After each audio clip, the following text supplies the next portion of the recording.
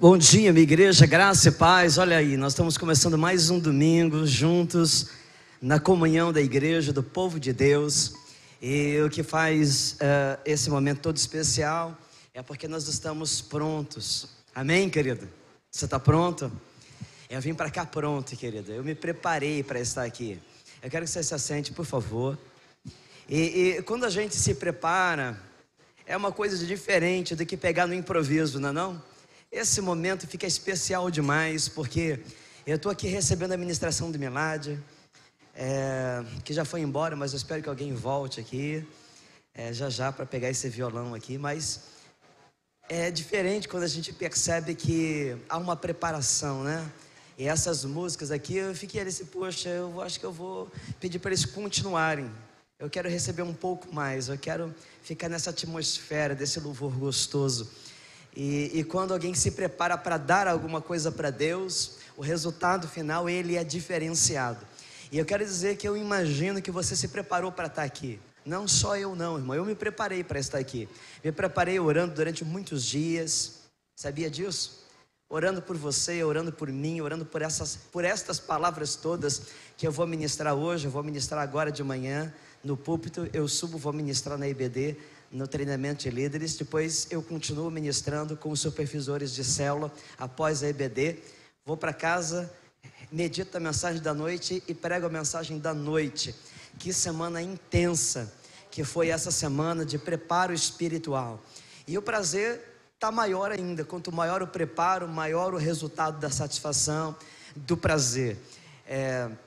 Mas quando você se prepara também, isso traz um resultado diferenciado, porque você se preparou para adorar a Deus, você se preparou para oferecer um culto, você se preparou para dar uma oferta.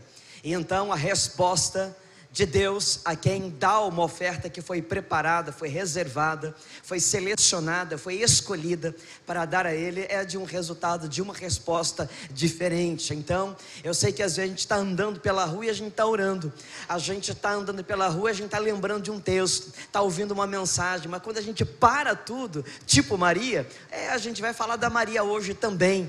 Quando a gente para tudo para estar aos pés de Jesus, tem uma relação diferente, tem um retorno diferente, uma resposta diferente. Algumas coisas acontecem quando a gente reserva tempo de qualidade para Deus. Essa manhã representa isso, um tempo de qualidade reservado para Deus. Eu quero incentivar você a acordar cedo sempre, acordar mais cedo se você chegou atrasado, a você ser diligente, zeloso em estar aqui pela manhã.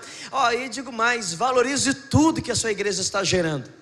Procure viver todas as oportunidades. Não espere chegar lá na cama de um hospital para ficar com saudade, nem para ficar lamentando que você podia estar, mas não pode. Então valorize o que Deus te dá, porque infelizmente nós somos assim. A gente só vai levar em consideração o que é bom quando a gente perde, ou quando a gente não pode ter. Mas você pode ter, querido, então viva a delícia, a satisfação. Hoje eu quero falar sobre satisfação.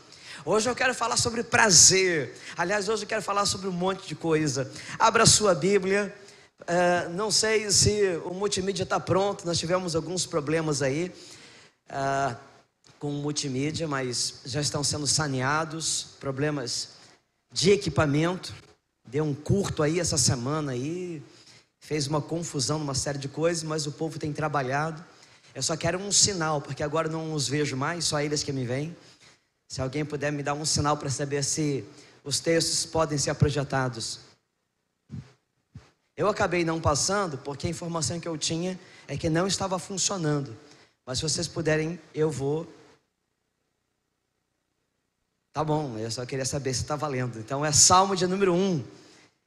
Vamos ver quem chega primeiro, multimídia ou você com a sua Bíblia, ou você com o seu aplicativo no celular. Mas nós vamos juntos. Se você está usando a Bíblia no aplicativo, prefira a versão NVI, é a que eu uso aqui. Se você ainda não abaixou, baixe. Se você gosta de outra, baixe também e deixe ela disponível. Quando eu estiver pregando, procure a NVI. Já está lá, né? Muito obrigado. O meu retorno já avisou assim, que já está lá. Retorno de tela. Eu vou ler, os irmãos me acompanhem então ali na tela, que a versão fica uma só. Nós estamos vivendo o ano da conquista e da multiplicação, se você não sabe ainda. E hoje eu quero falar sobre conquiste e multiplique a felicidade. Conquiste e multiplique a felicidade. Felicidade é para ser conquistada, querido. Não é todo mundo que tem. Nem todo mundo é feliz, querido. Todo mundo quer ser, mas nem todo mundo é. E nós conquistamos a felicidade quando nós caminhamos pela direção de Deus, vivemos o que a palavra de Deus nos ensina, quando a gente paga o preço de uma vida que nos leve à felicidade. Nada é de graça. E aí então a felicidade de Deus é uma felicidade que não é limitada, é uma felicidade que se multiplica. Eu vou provar isso para você hoje, através da leitura da palavra. Eu estudei essa palavra para poder compartilhar fundamentos com você. Como é feliz aquele que não segue o conselho dos ímpios, não imita a conduta dos pecadores, não se assenta à roda dos zombadores. Ao contrário, a sua satisfação está na lei do Senhor. Nessa lei medita dia e noite. O justo é como uma árvore plantada à beira de águas correntes, dá fruto no tempo certo, e suas folhas não murcham. Tudo o que ele faz prospera. Que Deus abençoe a sua boa e poderosa palavra na sua vida, no seu coração nessa manhã, em nome de Jesus. A boa e poderosa palavra de Deus a você. Amém, querido? Veja como começa. Como é feliz. Preste atenção comigo.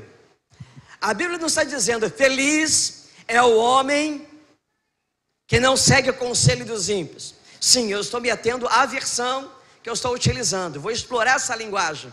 É a possibilidade da tradução bíblica. Como é feliz é mais do que dizer feliz. Podia dizer assim, feliz aquele que não anda segundo o conselho dos ímpios, mas a expressão como é feliz diz, é uma felicidade diferenciada. Quem não anda segundo o conselho dos ímpios, mas isso, mas aquilo outro, como ele é feliz. É mais do que simplesmente ser um feliz com alguma coisa, mas que felicidade é essa? O sentido de felicidade que nós conhecemos na vida vai mudando em cada etapa da vida. Pensa comigo, o que é que faz uma criança feliz? Se você pega uma criança pequena, porque as crianças de hoje estão cada vez mais sabidas. Pega uma criança pequena, põe R$1.000 aqui e um pirulito.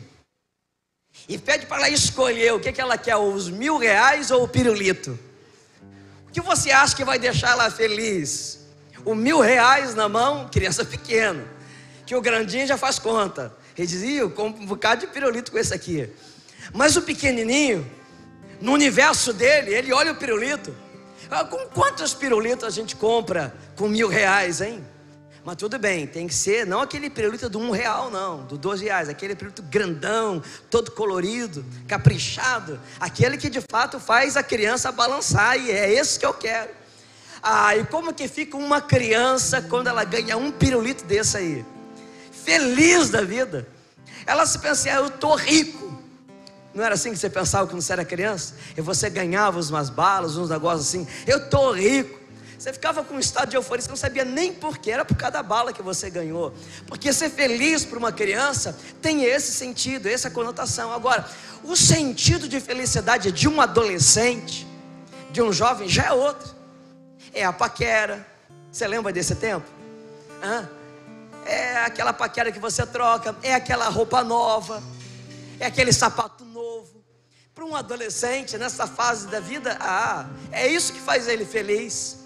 Já a conotação de felicidade na fase adulta já é outro aspecto. E o nosso sentimento, o nosso sentido de felicidade vai modificando nas fases da vida. Agora esquece um pouco de você. Esquece as suas etapas da vida, as suas fases, os seus conceitos, as suas preferências, o que te faz feliz. Vamos pensar o que é felicidade aos olhos de Deus. E parece que a gente não entendeu ainda que o único jeito de eu ser feliz é se eu entender o que é felicidade para Deus. Enquanto eu estiver buscando as coisas que me fazem feliz, eu vou ser a pessoa mais iludida do mundo. Só vou encontrar felicidade quando eu descobrir o que Deus diz: isso aqui é felicidade. Como é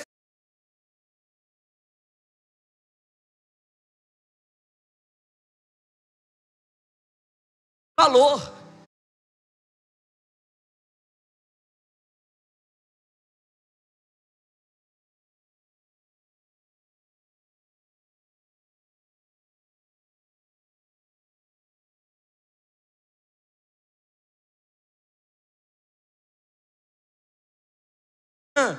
Porque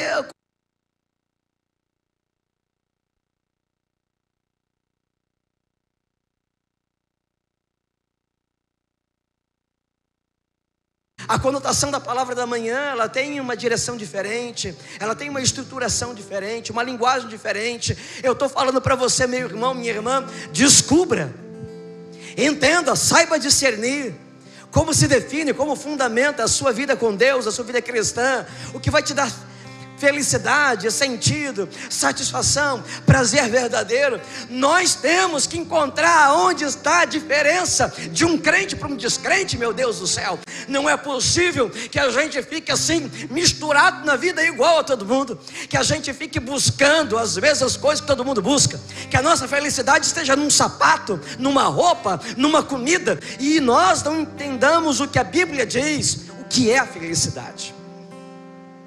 Que diferença faz ser um crente? Que diferença faz conhecer essa palavra?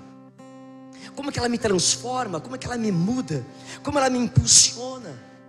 Como ela me define? Como ela me estrutura? E como eu me estruturo nela?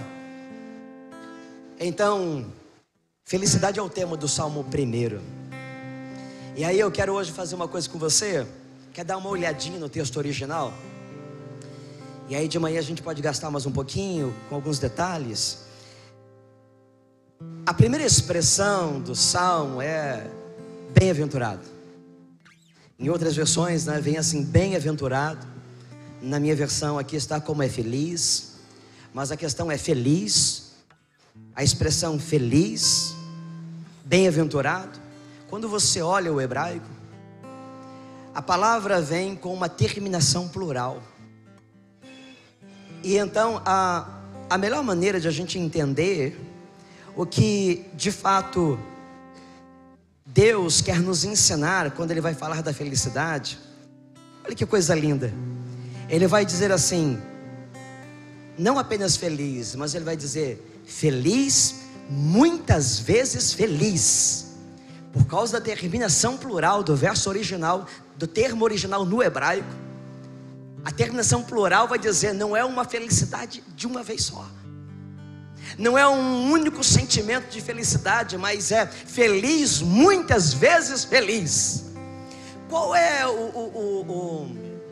não sei se eu vou saber me expressar agora. Qual é a operação matemática que usa vezes? Diga para mim. Eu sei que não tem muitos matemáticos, físicos, cientistas aqui na igreja, mas a pergunta não é de faculdade. Qual é a operação matemática que usa vezes? Multiplicação. E nós estamos vivendo o ano do quê? Da conquista e da multiplicação. Veja, eu não estou arranjando nada. Não é um arranjo, não é um improviso, é um sentido claro. Como a multiplicação está presente na vida, como a multiplicação está presente na Bíblia, como ela é aplicável aos nossos corações. Feliz, muitas vezes feliz, significa felicidade que se multiplica. Nós estamos falando de uma felicidade multiplicadora, de uma felicidade que não para, de uma felicidade que continua, que se expande, que se estende, que alcança muitos e muitas coisas, em muitas áreas da nossa vida. Uma felicidade que se multiplica, é a felicidade que Deus nos dá. A felicidade do mundo, ela se define numa coisa, num prazer, num momento, num sentimento.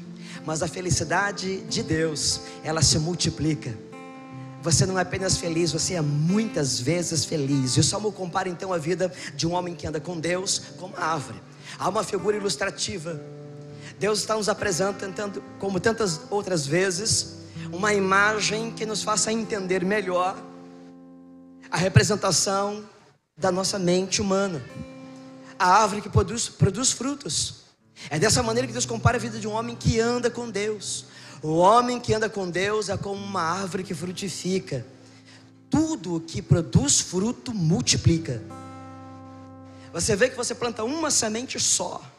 De uma semente só nasce uma árvore. E de uma árvore muitos frutos. E cada fruto com infindáveis sementes.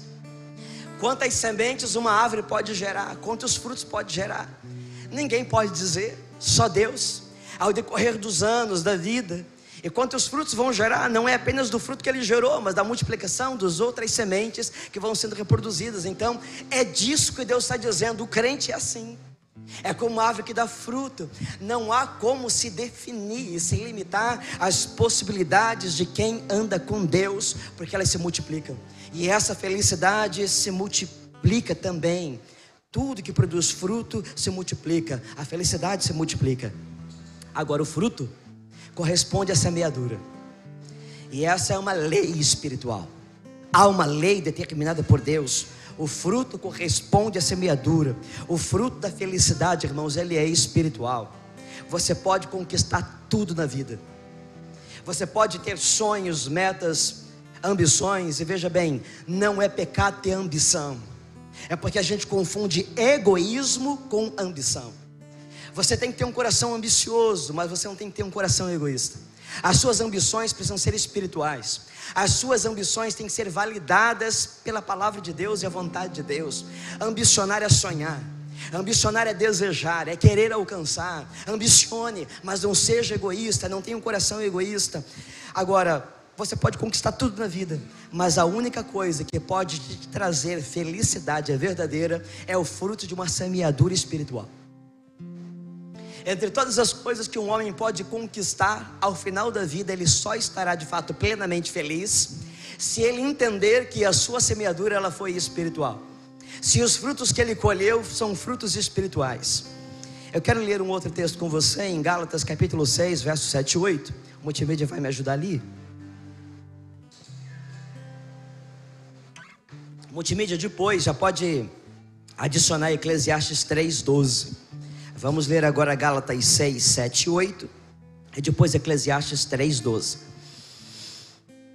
Esse texto muito conhecido vai dizer assim: não se deixe enganar. Não seja bobo. Quem é enganado é feito de bobo, é feito de trouxa. Então ele diz, não seja trouxa, não seja bobo. Seja um crente espiritual, que tem discernimento e vive em sabedoria. Não se deixe enganar. De Deus não se zomba, pois o que o homem semear, isso também colherá. Quem semeia para a carne, da carne colherá destruição, mas quem semeia para o Espírito, do Espírito colherá a vida eterna. Gente, preparei uma mensagem para compartilhar com você. Às vezes estou preparando uma mensagem, eu estou preparando uma mensagem ou uma tese, de que eu escrevo tanto, mas eu quero que você entenda que o sentido, as coisas não estão aqui penduradas assim, só para adicionar, só para preencher, não. Volta comigo, Salmo 1. Eu vou ler de novo aqui. Não se deixe enganar, de Deus não se zomba, pois o que o homem semear, isso também colherá. Você pegou? Volta lá no Salmo 1. Como é feliz aquele que não segue o conselho dos ímpios, não imita a conduta dos pecadores, não se assenta na roda dos zombadores. Não se engane, de Deus não se zomba. Não se assenta na roda dos zombadores, de Deus não se zomba. Às vezes os zombadores somos nós, que estamos andando com Deus, estamos na igreja e estamos andando igual os zombadores. Estamos andando e assentando na roda dos escarnecedores, e estamos seguindo o conselho dos ímpios. E eu acho que a gente está se enganando, achando que é crente, ou achando que a nossa postura agrada a Deus. E Ele está dizendo, você está zombando de mim. Você não está me adorando, você está zombando de mim. E então, irmãos, os conselhos de Deus aqui, para nós, eles são muito práticos. E vai agora também fazer um outro paralelo com o texto do Salmo 1. Porque se o Salmo 1, a linguagem é de uma árvore e é de fruto, a linguagem de Gálatas é de semente e de fruto. Por isso esse texto foi dado por Deus aqui ao contexto. Pois o que o homem semear, isso também colherá. Quem semeia para a carne, então da carne colherá destruição, mas quem semeia para o Espírito, do Espírito colherá a vida eterna. Eu estou dizendo para você que há um fruto, há uma colheita espiritual. Há de fato um fruto espiritual que é o que gera felicidade em nossa vida. Só o fruto espiritual, só a semeadura espiritual é que nos leva à felicidade. Agora a sociedade vive em busca do prazer imediato, de uma satisfação imediata. Aí faz um paralelo entre isso e o que o texto está dizendo acerca da vida do justo. Não, o justo tem outro prazer, o justo tem outra satisfação, e ela está em Deus, na palavra de Deus. A sociedade vive em busca do prazer imediato. Ela não considera o que é certo, não considera o que é errado, apenas o que ela quer. Quando a gente vive do que a gente quer, então nada é reprimido. A regra, a lei é o que eu quero. Fazem o que querem, mas nunca têm o que desejam. Quem vive fazendo o que quer, alcança o que quer, mas nunca alcança o que deseja. Há sempre uma infelicidade no final, há sempre uma insatisfação, há sempre um vazio. E agora eu estou puxando o texto aqui de Eclesiastes capítulo 3, versículo 12. E preste atenção, olha quem está falando. Só de eu dizer para você que é um pouco mais sabido da Bíblia, Eclesiastes, você já sabe quem é que está falando. E Salomão, com toda a sabedoria, com toda a riqueza, com todo o poder que ele alcançou, ele vai dizer: descobri que não há nada melhor para o homem do que ser feliz e praticar o bem enquanto vive. O resto é tudo besteira, é tudo futilidade. E ele mesmo vai dizer: vaidade, vaidade, vaidade, tudo na vida é vaidade. E a única coisa que faz feliz, a única coisa que o homem precisa, e eu descobri, é que ele precisa ser feliz. E para isso ele tem que praticar o bem enquanto ele vive. Ainda que Salomão tenha tido mulheres, poder, dinheiro, notoriedade, ele diz: a melhor coisa que o homem pode ter na vida é ser feliz. E Deus está dando de graça. Deus está te dando, na verdade não de graça, mas pela graça. Eu disse que tem preço, não posso me contradizer, mas a verdade é que Ele nos oferece aquilo que nós jamais, nunca poderíamos alcançar por nós mesmos. Porque esse é o esforço do homem lá fora, alcançar a felicidade com as suas próprias forças, a sua própria maneira. Mas só Deus pode nos dar através de uma semeadura espiritual, de uma vida com Deus. E essa sociedade permissiva, aonde os marcos foram retirados, as pessoas perderam o referencial. Não sabe mais para onde ir, não sabe mais a quem recorrer, nem o que fazer. E nós estamos no meio de uma confusão moral. Nós estamos no meio de um povo perdido, vivendo em um mundo sem referência, que não olha para Deus, mas olha para si mesmo. Quem olha para si mesmo, porque eu penso, o que eu acho, o que eu sinto, o que eu quero. Sabe, quanto mais você olha para si mesmo, mais você se corrompe. Quanto mais você olha para si mesmo, mais você se perde. Você se encontra quando você olha para Deus, porque Deus é a referência, Deus é o marco, Ele é quem nos conduz. Se você quer ser feliz, então observe o que diz o Salmo 1. E eu vou descrever algumas coisas desse salmo para você. Verso 1 do Salmo 1: como é feliz aquele que não segue o conselho dos ímpios, não imita a conduta dos pecadores, não se assenta à roda dos zombadores. Como é feliz aquele que vive assim. Escute isso: ninguém é feliz, diga comigo, ninguém é feliz se não souber o que rejeitar. Eu gostaria que você tomasse isso como uma regra para a sua vida. Ninguém é feliz se não souber entender, discernir o que precisa rejeitar na vida. Há coisas que você precisa dizer não, há coisas que você precisa rejeitar, há coisas que você precisa dizer eu passo, para que você alcance a verdadeira felicidade. Você vai ter que viver a tristeza de negar a si mesmo. Você não vai dar recompensas a você mesmo. Você vai ter que abrir mão de prazeres. Você vai ter que abrir mão de satisfações pessoais. Dói um pouco. É difícil também, do ponto de vista humano. Mas não se acha felicidade na vida de quem não aprende a rejeitar determinadas coisas da vida. E então o salmista diz: quais são essas coisas? Pelo menos 3. Tem mais, mas pelo menos 3 apresentadas no Salmo. Não anda segundo o conselho dos ímpios, não imita a conduta dos pecadores, e não se assenta na companhia dos que zombam dos valores de Deus. Feliz, muitas vezes feliz, aquele que nem mesmo casualmente anda ou imita o plano de vida daqueles que vivem na impiedade. Nem assim que meio que sem querer, ou casualmente, passando por ali, e achou interessante ou engraçado e fez também. Não é incomum a gente flertar com as coisas de lá de fora. Não é incomum a gente admirar as pessoas que têm uma conduta ímpia. Não é incomum as pessoas quererem dançar aquela dancinha sensual, pecaminosa, mesmo estando dentro da igreja. Não é incomum ficar admirando a sensualidade, querer usar as roupas, dançar as danças, falar as coisas que as pessoas que são ímpias, que não servem a Deus, estão fazendo. Não, pelo contrário, imitam. E a Bíblia está dizendo: há uma infelicidade. A felicidade é não imitar. Eles são infelizes, se você imitá-los, você vai ser infeliz igual a eles.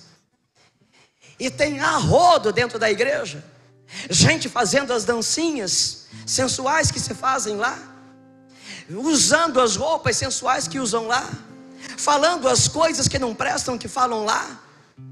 E é muita coisa, não é pouco não. E que fruto isso vai gerar na vida de felicidade, na vida de um crente, na vida de quem anda com Deus e quer agradar a Deus? Essa é uma verdade evidente no meio da igreja. E eu comecei alertando a igreja no início da minha palavra: cadê a diferença do crente para o descrente, do que serve a Deus, do que não serve a Deus? Se a dança é a mesma, se a música é a mesma, se os comportamentos são os mesmos, se as palavras são as mesmas, aonde está o que nos difere? Não é incomum flertar com a vida ímpia, imitando comportamentos daqueles que não têm Cristo. Gênesis 13, versos 12 e 13 vai dizer assim: Abraão ficou na terra de Canaã, mas Ló mudou o seu acampamento para um lugar próximo a Sodoma. Como a gente está no domingo de manhã, não vou precisar contar a história toda, tem essa vantagem. Você sabe da história de Sodoma, você sabe do fim que deu, e sabe por que levou esse fim? Pela impiedade, pelo pecado daquele lugar. Mas diz a palavra de Deus que Ló mudou o seu acampamento para o lugar próximo a Sodoma, entre as cidades do vale. Ora, os homens de Sodoma eram extremamente perversos e pecadores contra o Senhor.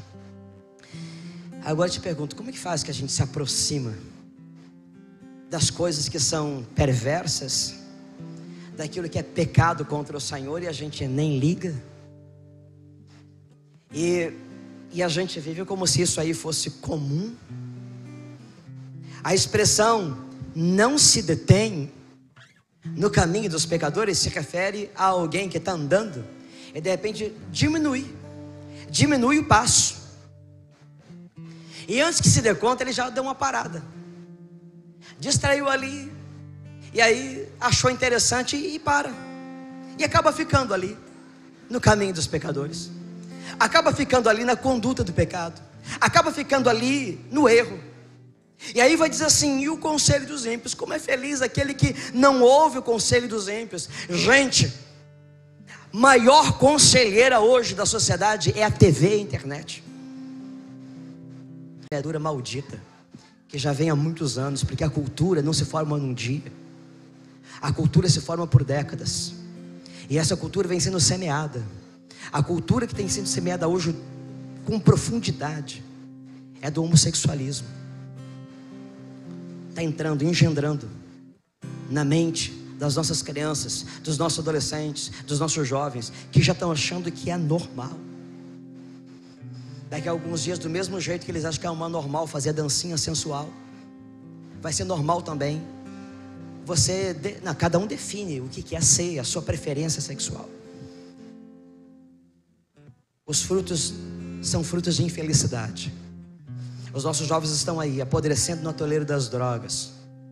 A promiscuidade está destruindo os casamentos, destruindo as famílias. Não tem jeito de ser feliz imitando o pecado. Não há felicidade no pecado. No pecado tem dor. No pecado tem morte, porque o salário do pecado é a morte. O pecado traz destruição. O caminho dos ímpios é um caminho de infelicidade. Mas no caminho dos ímpios, namoro virou sinônimo de vida sexual. E será que já não é também um padrão que tem sido adotado pelos jovens cristãos? Namoro com vida sexual misturada. Será que já não virou um padrão achar que virgindade, no lugar de ser orgulho, virou vergonha? Sabe aquela coisa que a gente não vê a hora de se livrar dela, que a gente está passando mal com ela? Guardar o corpo em santidade, em virgindade, tem que me livrar disso para não passar vergonha na frente dos outros, porque não é mais orgulho para ninguém. Guardar o corpo para o marido, guardar o corpo para a esposa, viver a palavra de Deus e obedecer ao Senhor. Aborto deixou de ser uma discussão ética para ser uma opção. Cada um faz o que quer da sua vida. Mas por incrível que pareça, a igreja imita a conduta dos pecadores. Há muitas pessoas, há muitos crentes que estão imitando a conduta dos pecadores. A Bíblia diz que não dá para ser feliz se nós não soubermos discernir o que tem que ser rejeitado. Eu não posso ser feliz se eu não souber dizer não ao que Deus não permite, ao que Deus abomina. Há pessoas que não podem fazer parte da sua vida, porque os valores delas não são iguais aos seus. O que elas projetam para o futuro delas não é o mesmo que você projeta para o seu futuro. O que elas projetam para a formação da família delas não é o que você projeta para a sua família. Então, como você vai imitar a conduta de pessoas assim, dos ímpios, daqueles que não servem a Deus, se você não souber rejeitar a força da influência dos que zombam a Deus, a sua felicidade está comprometida. Então observe o que está escrito em Gênesis 19, versículo 1. O Salmo 1 diz: como é feliz aquele que não se assenta na roda dos pecadores. E sentar sugere permanecer. Sentar significa encontrar uma zona de conforto. Como que alguém pode se sentir confortável no meio do pecado? Sabe quando você vai num ambiente de uma festa e de repente o ambiente da festa tem um pagode, tem cerveja, tem gente xingando palavrão, tem todo tipo de... e você está ali naquele meio, e você não vê a hora de sair dali, porque aquele ambiente não tem nada a ver com o seu coração. O seu espírito, ele começa a gritar dentro de você: me tira daqui. Esse ambiente me ofende, essas músicas me ofendem, esses comportamentos me ofendem.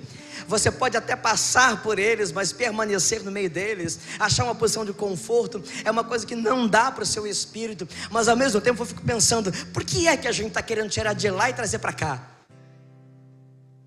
Se nem lá a gente deveria de estar, nem de passagem, como que a gente quer se deter nisso? Como que nas nossas festas nós queremos reproduzir as mesmas músicas? Como que nas nossas festas nós queremos reproduzir as mesmas danças? Como que na nossa vida nós queremos reproduzir as mesmas palavras? É porque a gente quer se assentar, é porque a gente quer também se estabelecer nisso, do que Deus diz não. Há um comportamento que precisa ser diferenciado. E a palavra de Deus diz acerca então de Ló, lá em Sodoma. Os dois anjos chegaram a Sodoma ao anoitecer, e Ló estava sentado na cidade. Ele se aproxima, próximo, no texto primeiro que eu li. Já nesse aqui, ele está sentado na cidade, ele está estabelecido na cidade. Ele está vivendo entre os pecadores, ele está vivendo entre o pecado. Assentar é uma postura de quem já encontrou uma posição confortável entre os que zombam dos valores de Deus. Tem gente que está conseguindo fazer isso, sentir bem e confortável no meio dos que zombam de Deus. Quando você se assenta no meio, você se torna como um deles. Você se torna como eles. No lugar de ser um diferencial, no lugar de ser luz, você é como eles. Quando você não sabe dizer não, você acaba tomando parte das atitudes dos que zombam a Deus. Você aceita, você adere, que você tem que rejeitar. Rejeite o conselho dos ímpios, rejeite a conduta dos pecadores, rejeite os que zombam de Deus. Sabe, irmãos, quando eu estou num lugar onde surgem coisas que eu sinto que não agrada a Deus, eu me retiro.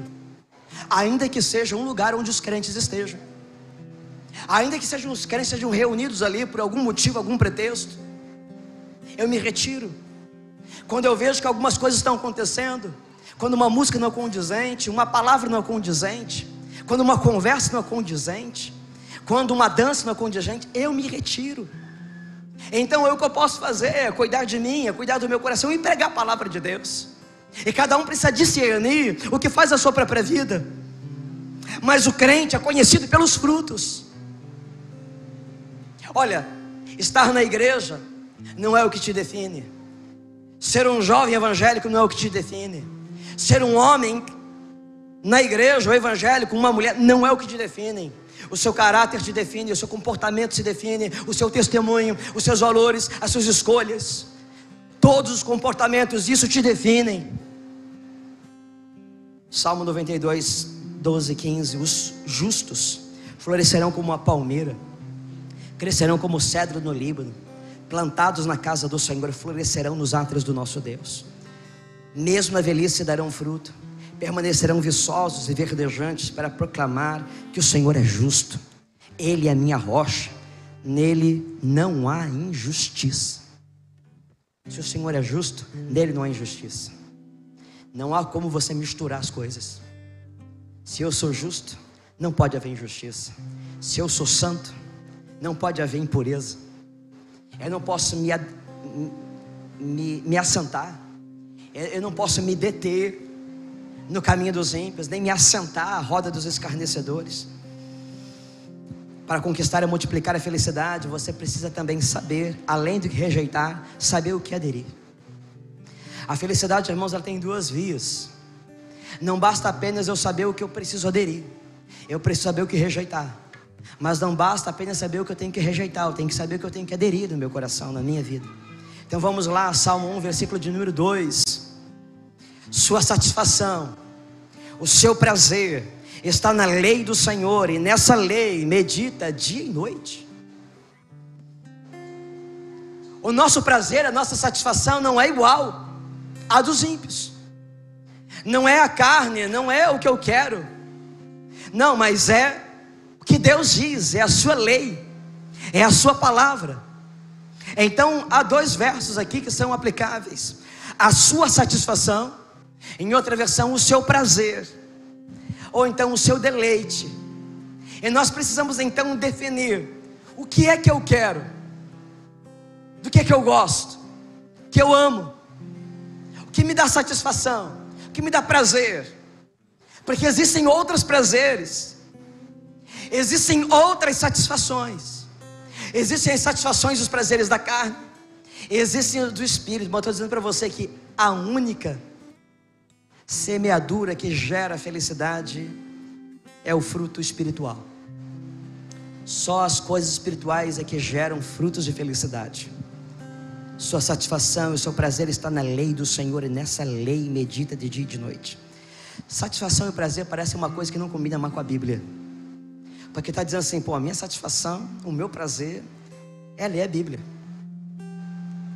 Vamos pensar nisso hoje com sinceridade e honestidade, como se a gente fosse crente.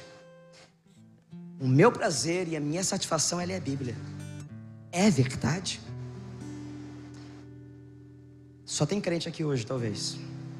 Deixa eu lhe dizer, parece que o que mais combina com a Bíblia hoje é obrigação e dever. Eu tenho que ler a Bíblia. Ah, eu não consigo, mas eu sei que eu tenho que ler a Bíblia. Eu tenho que dar um jeito de ler a Bíblia, porque é um peso, né? Ou coisa difícil que é ler a Bíblia. E aí não é difícil entender como as coisas se definem de maneira diferente no final. Uma pessoa que vive esse nível de vida que a gente está sonhando conquistar e multiplicar, reproduzir no meio de nós, é de alguém que tem prazer e satisfação com as coisas de Deus, que acha o seu prazer, a sua satisfação não em si mesmo, não na sua carne, não no seu sapato, não na sua comida, não nas músicas, mas em Deus, no que Deus fala. É mais do que ler a Bíblia, é ouvir Deus e saber discernir como viver a vida para agradar a Deus. Sua satisfação, o seu prazer está na lei do Senhor, e na sua lei medita dia e noite. É um coração, irmão, que não está dividido com outras coisas, mas o seu coração de dia e de noite está ligado com Deus, e isso define tudo. Você sabe como se preocupar? Você já se preocupou com alguma coisa na vida?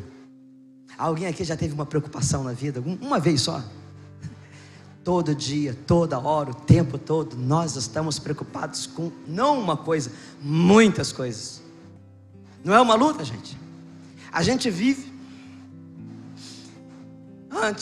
Ontem, a Elaine foi falar comigo.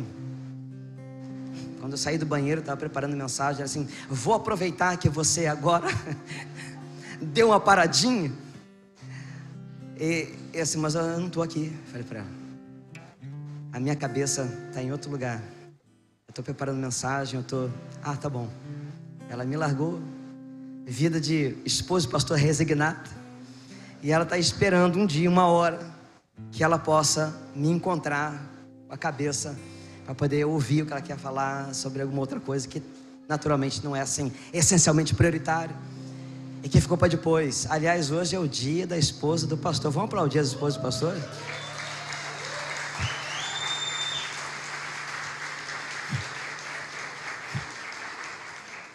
Eu tenho que dar muito, muito valor para minha mulher, pelo valor que ela tem, pela cumplicidade que ela tem comigo, porque assim, e presenteá-la com todo o meu amor, com toda a minha dedicação. Não combinou muito bem não, que eu não tive nem tempo para te ouvir, né? O valor é dela mesmo. Mas eu agradeço muito a Deus, sim, quem alcança do Senhor uma esposa comprometida com o Evangelho, com o ministério, com a obra. Tem um monte de defeito, não quero saber, tá? Mas eu amo, e tem muito valor. Só ama quem sabe lidar com os defeitos e os valores, e no final das contas é isso que eu quero, né? A gente não está aqui iludido, a gente está aqui comprometido. Eita Deus! Mas vamos lá, gente. Eu quero dizer para você que a nossa mente não pode estar dividida. De dia e de noite, quando o meu foco, o meu pensamento está em Deus, eu não abro espaço para que outros pensamentos ímpios governem a minha mente.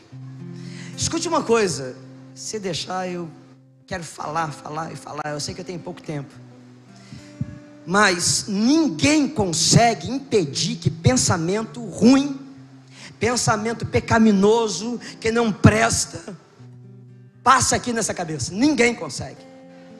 No final, o que determina é quem eu escolho, quem fica e quem vai. Do mesmo jeito que eu escolho, se eu estou passando por um caminho, isso aqui é caminho de ímpio, esse caminho eu não fico, nesse caminho eu não ando. Eu decido quem é que entra na minha mente, quem que fica, quem é que sai. E sabe qual é a maior maneira de determinar quem é que fica? É quando a palavra de Deus está plena ali, quando a palavra de Deus está governando os meus pensamentos, quando a palavra de Deus ela está me avaliando, quando a palavra de Deus está me definindo o que eu penso. Veja, eu perguntei se você sabe o que é se preocupar. Na preocupação, quando você está preocupado com uma coisa, por exemplo, seu filho saiu de casa, não levou o seu celular, deu a hora que era para ele chegar, ele não chegou, o que você faz? Meu Deus do céu, onde que está esse menino? Ele chega aqui às 7 horas, deu 7h30 e esse menino não chegou ainda. Ele não me telefonou. Aí ele largou o telefone em casa. Quem é que está com o celular perto dele, será? E aí você começa, e a cabeça fica, enquanto não chega o menino, você não para de pensar no menino. Você está preocupado com o menino. Então isso é preocupação, é você pensar o tempo todo e não para de pensar naquilo. Então quem se preocupa sabe o que é meditar. Meditar é você ficar pensando naquele negócio o tempo todo. E você não tira o negócio da cabeça. E você fica pensando, meu Deus, o que eu faço para agradar a Deus? Que darei eu ao Senhor por tudo que Ele tem feito para minha vida? Eu preciso fazer alguma coisa para servir a Deus.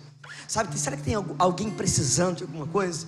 Sabe, e você começa a se deter em pensar de que maneira eu posso agradar a Deus e fazer a vontade do Senhor. E quanto maior você pensa numa preocupação, maior a preocupação fica. Sabia disso? E quanto mais você pensa em Deus, maior Ele fica também na sua vida. Quanto mais você pensa nas coisas espirituais, mais elas crescem na sua vida. Se você gastasse todo o tempo no qual você fica preocupado, meditando, você já não teria mais do que se preocupar tanto na vida. Se o tempo que você está gastando em se preocupar com as coisas da vida, você passasse meditando em Deus e orando, você teria muito menos preocupação na sua vida, porque a grande parte das suas preocupações seriam dissolvidas, porque elas são suas, nem verdadeiras são, é coisa da sua cabeça, é coisa do seu coração. E Deus em alguns momentos vai dizer, não, calma, descansa, eu estou cuidando. Aí você, opa. E aí você desmonta e já para e libera a sua mente daquela angústia e daquela dor. Deixa a palavra de Deus conduzir os seus pensamentos. Essa palavra tem que dar firmeza para você. Sabe por que você não consegue dizer não ao pecado muitas vezes? Porque você não tem a firmeza da palavra de Deus dentro de você. Quando o pensamento chega, a mente não está cheia da palavra de Deus. Não encontra uma mente que está meditando e pensando na palavra de Deus. E então não tem força, não tem raiz para gerar o fruto que gera a felicidade. O fruto da obediência. O fruto da submissão a Deus e não a si mesmo e a sua própria vontade. Se a palavra de Deus não enraizar no seu coração, não há fruto de felicidade. Tem que crescer, tem que cultivar para que haja força dentro de você. A raiz é quem dá força. A palavra de Deus é que faz com que você saiba discernir o que você tem que rejeitar e o que você tem que aderir no seu coração. Isso não, isso sim, isso eu quero, isso é para mim. Enquanto isso não estiver acontecendo dentro da gente, não tem jeito de ser feliz, é só ilusão. É muita gente buscando ilusão, comprando roupa, comprando carro e fazendo coisa para se sentir feliz, quando só o que nos faz feliz é estar com Jesus. Mas parece que é um negócio que já não tem mais nem graça de dizer, que todo mundo já sabe, né? E faz uma novidade dessa, pastor, essa hora, há tanto tempo que eu tenho andando com Deus, o Senhor vem dizer que... Não, mas o problema é que a gente sabe de tudo e a gente faz tão pouco. Se a gente fizesse mais do que a gente sabe, do que a gente já entendeu, irmãos, o cristianismo é simples. Não é fácil, mas é simples. Dá para entender, em pouco tempo você entende o que é cristianismo, o que é evangelho. Deus precisa nos livrar do engano da superficialidade, porque essa é a grande questão. A gente se enche de conhecimento, mas tem uma vida superficial. E eu estou falando para você hoje de fruto que depende de raiz. E aonde não há profundidade, não tem fruto. E às vezes a nossa felicidade passa longe. Esse tipo de felicidade que diz assim, como é feliz. Feliz, muitas vezes feliz. Esse tipo de felicidade profunda depende de raiz. Esses frutos são gerados aqui, não é para qualquer um não, gente. É para quem quer permanecer e estabelecer em Deus. Não é fruto do acaso. É fruto de permanência em Deus. De tempo em tempo Deus manda um vento, que é para provar a profundidade da nossa raiz. E cada vez que bate um vento na raiz, a raiz se espalha. E você, no lugar de você ficar fragilizado, você fica fortalecido. Quando você permanece em Deus, quando você não tem uma vida superficial. Agora, quantos crentes já tombaram? Na pandemia, quantos crentes sucumbiram? Quantas árvores caíram? Por causa do vento, da enfermidade, da crise, do desemprego, da escassez. Agora, tudo isso é verdade, mas nada disso é álibi para um crente então tombar. porque Deus nos dá recurso, Deus nos dá possibilidades. A árvore, quando tem raiz profunda, ela cresce, ela se mantém de pé, ela tem sustentação e ela dá resultado, ela dá fruto. Profundidade da árvore é notada na adversidade. A adversidade é uma bênção em nossa vida. Os ventos que sopram para nos provar e nos tentar, nos abençoam. Tudo que Deus gera, toda prova, toda tribulação, é para produzir um resultado de perseverança em nossa vida e de crescimento. Quem tem vida superficial atrai superficialidade. Quem é um crente superficial vai ter relacionamentos superficiais também, vai ter amigos superficiais também, vai ver, ouvir coisas superficiais. Talvez você pense que pelo fato de vir à igreja no domingo, que isso vai dar profundidade para você, porque você não entendeu a diferença entre cristianismo e religiosidade. Tem gente que está na missa, tem gente que está no terreiro, tem gente que está na igreja evangélica. Mas quem está em Cristo é quem frutifica. Quem tem raízes em Cristo, no Evangelho, na palavra de Deus, esse é feliz. A nossa felicidade não é notada pelo tipo de igreja que a gente vai, mas no Deus em que nós servimos. Para conquistar e multiplicar a felicidade, permaneça em Deus. Verso 1, versículo 3, é a última parte. É como uma árvore plantada à beira das águas correntes, dá o fruto certo, dá o fruto no tempo certo, na estação própria, e as suas folhas não murcham, tudo que ele faz prospera. Não sem propósito, Deus me direcionou à noite, a gente vai falar sobre as estações. Você tem tudo que você precisa para ser um crente cheio do Espírito Santo e para gerar fruto. Só não dá se não quiser. Sabe, irmão, nada é negado. Não tem nada que você possa dizer, poxa, mas assim, eu não tenho, eu não faço, eu não sei, porque né, eu não tenho escolaridade. Se eu tivesse mais conhecimento, eu seria um crente melhor. Espiritualidade não depende de conhecimento, não depende de dinheiro, depende de nada, depende de você se dispor, depende do seu desejo de querer amar a Deus, servir a Deus e permanecer em Deus, depende só disso. A pessoa que sabe viver, conquista e multiplica frutos em cada estação da vida.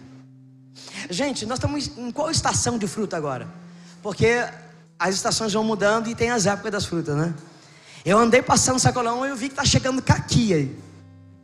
Está chegando a época do caqui, sim ou não? As irmãs aí me ajudam aí. Deve estar chegando, eu vi caqui. Está caro ainda, vem na bandejinha. Daqui a pouco chega espalhado na banca para você escolher, porque aí já chegou mais forte. Agora, tem época da manga, tem época do morango. Cada estação tem uma fruta aí. A manga é uma delícia, é uma maravilha. Chupar uma manga, tomar um suco de manga. Agora imagine que fosse só manga o ano inteiro.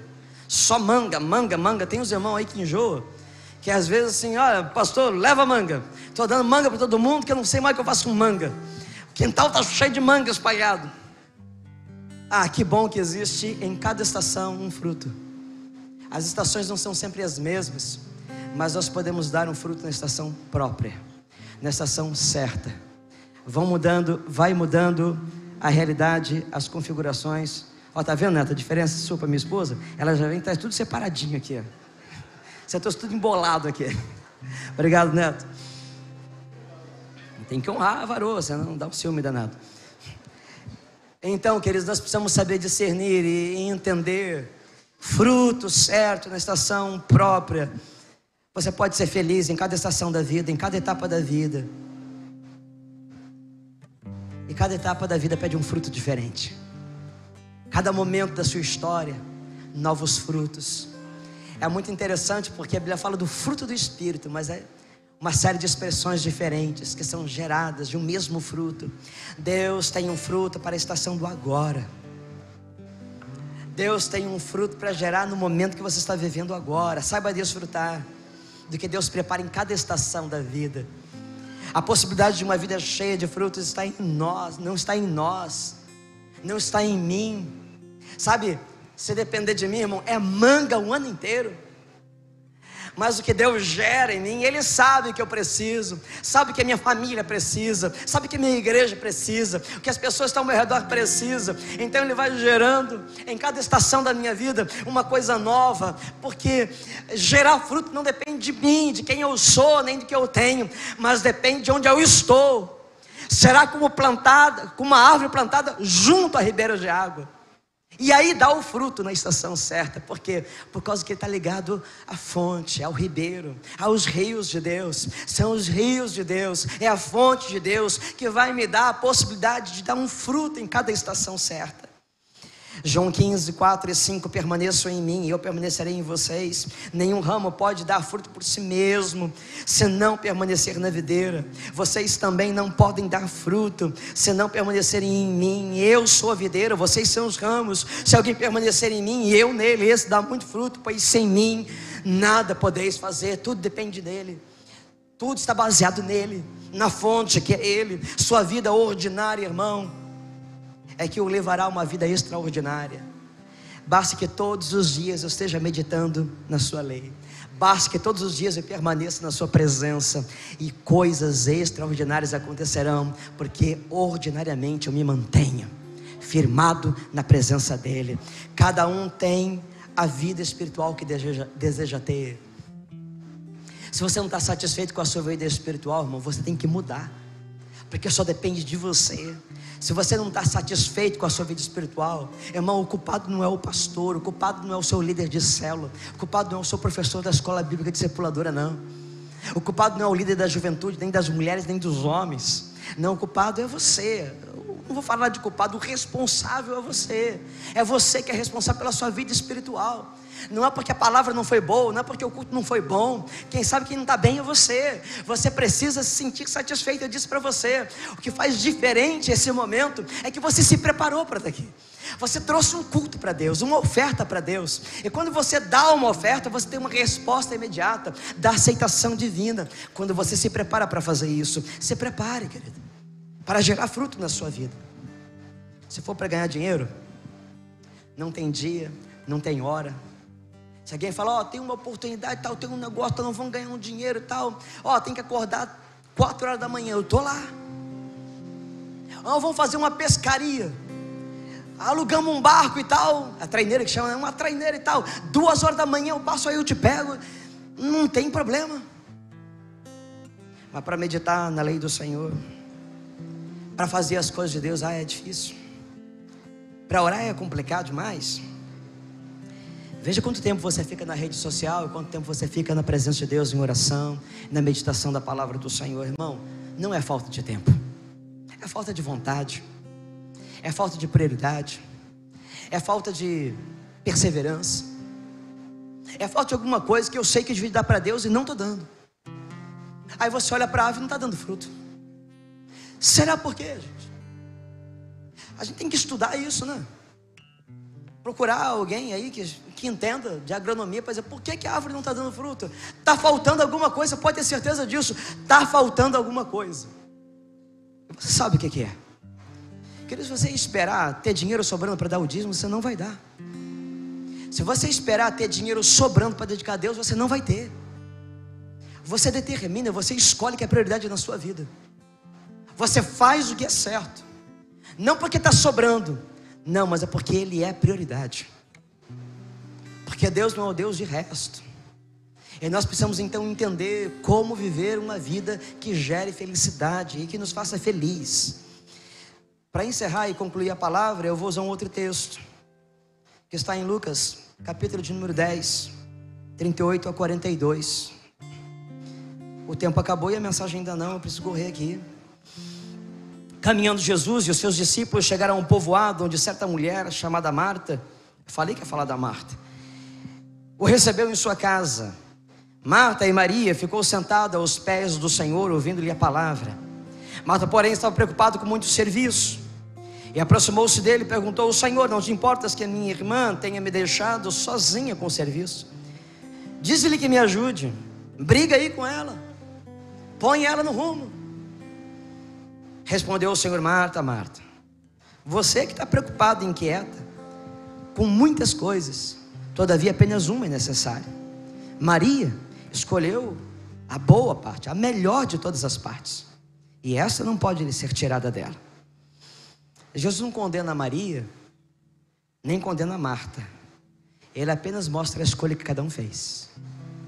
Não pensa você, porque você não vem na igreja de manhã e você vai jogar bola, que o Senhor vai vir te disciplinar e vai deixar você aleijado. Tá vendo, esse perneta aqui? Levanta aí, irmã. Não pode levantar porque tá perneta. Em vez de ir para EBD, foi jogar bola. Tá aleijado aí agora. Não, Deus não faz isso. Deus apenas mostra para você a diferença, a recompensa, o resultado das escolhas que você faz. Para tudo na vida é assim. Deus não trabalha com a gente na base de opressão, intimidação e do medo. Na sua graça Ele apenas diz: tem essa coisa aqui, você pode fazer. Quer continuar fazendo? Continua, Marta. Marta, manda ver. Deixa essa cozinha aí impecável. Capricha nesse almoço. Mas a Maria escolheu uma outra coisa. Deixa eu te dizer uma coisa, é muito melhor do que você está fazendo. Você quer continuar fazendo, você faz, mas o que Maria está fazendo é muito melhor do que você está fazendo aí. Irmão, sempre tem alguma coisa melhor que a gente pode escolher fazer. Mas às vezes a gente está fazendo as coisas que nos dão satisfação e prazer para mim e não para Ele. Mas a felicidade não está quando eu faço as coisas para mim. Eu sou verdadeiramente feliz quando eu faço as coisas para Ele. Quando eu paro tudo que eu podia estar fazendo para mim, para agora dar para Ele. E um dos perigos que nós enfrentamos é deixar com que as coisas urgentes ganhem o lugar das coisas mais importantes da vida. Porque deixa eu lhe dizer, querido, arrumar a casa, trabalhar, estudar, ganhar dinheiro. Você quer trabalhar no dia de domingo? Quer estudar para a faculdade no dia de domingo? Quer passar um mês sem vir na igreja por causa das provas da faculdade? Você pode. E o Senhor não vai te condenar, sabe? Ele não vai te dar uma liseira na cabeça, né? Nada disso. Mas Ele vai dizer, você quer estudar, deixar de ir para a igreja mesmo? Você pode, mas deixa Ele dizer, a melhor parte está o povo que está lá na igreja que soube escolher. Eles pararam tudo, que eles também têm compromisso. Não é só você não, viu, bonitão? Não é só você que tem compromisso. Não é só você que tem casa para arrumar. Não é só você que tem dinheiro para ganhar. Não é só você que tem prova para estudar. Todo mundo tem. Mas aquele povo que está lá, eles escolheram parar tudo para me adorar, para me servir, para me dar um melhor. É dessa intimidade que vai depender a felicidade da vida. E é isso que a gente tem que entender. Maria ficou aos pés do Senhor ouvindo a palavra e permaneceu ali. A Marta deu cada olhar para ela. Você imagina, quando chegou no ponto da Marta não aguentar mais e dizer assim: ô Jesus, dá um jeito na minha irmã, bota ela no rumo, faz ela me ajudar. Essa preguiçosa aí. Imagina quantos olhares fulminantes a Marta já tinha dado. Eu olhava assim, e aí, não vai não? Bora. E a Maria nem aí, ela disse: não, eu vou ficar aqui. A minha prioridade é Jesus. Marta estava agitada, preocupada, inquieta, ansiosa. É no que dá, gente. É assim que eu sou. Eu vivo assim também, ansioso. Não tem graça a gente ficar falando dos outros, né? Eu tenho que falar da gente. Eu preciso falar de você. Nós somos isso aí. Eu sou essa figura. Se você me achar na semana, você vai me ver assim, ansioso, inquieto, preocupado, agitado. E essa angústia que impede que a gente cresça às vezes e gere o fruto da felicidade. De parar tudo para estar aos pés do Senhor. Fique de pé, ministério de louvor e adoração. Nós vamos encerrar aqui. A gente quer dar uma oferta para Deus. A gente quer oferecer o melhor da nossa vida para Deus. A gente nessa hora, a gente quer dizer que não sou eu. Não posso pensar só em mim. Eu preciso pensar no que gera fruto de felicidade. Você imagina o que uma oferta faz? Qual é o fruto que uma oferta gera? O fruto da felicidade de uma oferta: fazer a vontade de Deus, sustentar a obra de Deus, cumprir propósito na terra. Quem permanece em Cristo não tem falta de nada. Eu duvido que aquele tempo que a Maria deu para Jesus fez falta depois. Eu duvido que o tempo que você gasta em oração desfalca a sua vida. Duvido que o dinheiro que você dá ao Senhor ou devolve ao Senhor, que faz falta para você no seu orçamento. Agora, irmãos, a nossa felicidade está em Deus. Teve uma vez que eu pregando aqui, eu usei uma ideia, não é nenhuma ilustração, uma ideia. Quem é que vende cachorro quente na porta da churrascaria de rodízio? Você já viu essa cena? churrascaria de rodízio bacana, e lá na porta tem uma carrocinha de cachorro quente. O cara sabe que não vai vender nada, porque quem sai da churrascaria já está satisfeito. Se você está satisfeito com Jesus, querido, com a palavra de Deus, que silêncio é esse, gente? Se você está satisfeito com a palavra de Deus e com a presença de Jesus, não adianta oferecer cachorro quente para você, que você tem coisa melhor. Diga amém, querido. Em Jesus você achou coisa melhor. Aquele cachorro quente cheio de cebola, cheio de molho, que foi requentado, que sobrou de ontem. Você vai comprar isso, querido? Deus tem algo melhor para você, algo que te supre, algo mais gostoso, algo que te satisfaz. Se estamos satisfeitos com Deus, nós não precisamos exigir nada das outras pessoas, sabe? Você não ficar cobrando teu marido, cobrando a sua esposa. Você dá para ele, você dá para ela. O melhor amor, porque você se sente tão amado por Jesus, você tem que dividir o que você recebeu.